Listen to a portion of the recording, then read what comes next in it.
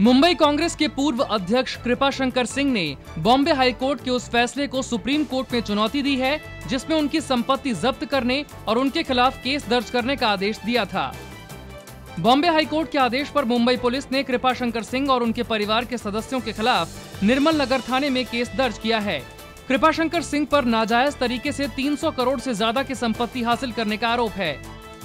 Court के आदेश के बाद आईपीसी की धारा 409, 420, 471, 467, 468, 201 और 120 बी के तहत केस दर्ज किया गया है। आरोप है कि 300 करोड़ की जो संपत्ति इन्होंने जमा की है उसमें से 30 करोड़ की संपत्ति तो उनके और उनकी पत्नी मालती सिंह के ही नाम पर है, जिनमें विले पार्ले में 1355 वर्ग फुट का फ्लैट, पनवेल में 1100 वर्ग फुट की दुकान, जौनपुर में 8000 वर्ग फुट का कमर्शियल कॉम्प्लेक्स, रत्नागिरी में 250 एकड़ जमीन के अलावा बांद्रा में 1076 वर्ग फुट का फ्लैट शामिल है।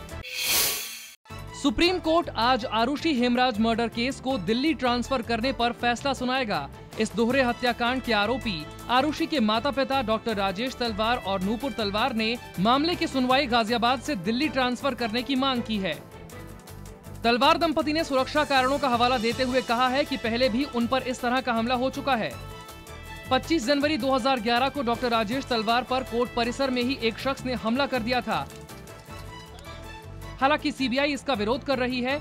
उसका कहना है कि चूंकि यूपी में अग्रिम जमानत की व्यवस्था नहीं है, इसलिए तलवार दंपति यूपी से बाहर सुनवाई चाहते हैं। पश्चिम बंगाल की मुख्यमंत्री ममता बनर्जी के भतीजे और ट्रैफिक सार्जेंट को सरेआम थप्पड़ मारने के आरोपी नौजवान आकाश को आज फिर कोलकाता के अलीपुर कोर्ट में पेश किया जाएगा। गुरुवार को गिरफ्तारी के बाद बेल न मिलने पर इसी कोर्ट ने उन्हें 3 दोस्तों समेत 1 दिन के लिए न्यायिक हिरासत यानी जेल भेज दिया था। गौरतलब है कि बुधवार को आकाश बनर्जी अपने 3 सहयोगियों के साथ एक कार से नो एंट्री जोन में आ गए थे।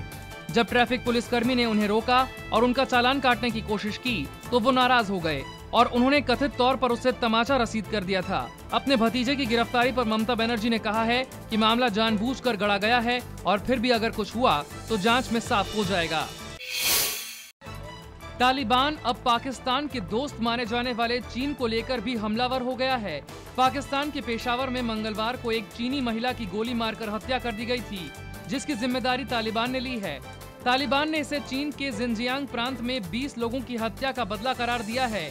चीन के जिनजियांग में पिछले हफ्ते हुई हिंसा में सुरक्षा बलों के हाथों 20 इस्लामिक कट्टरपंथी मारे गए थे।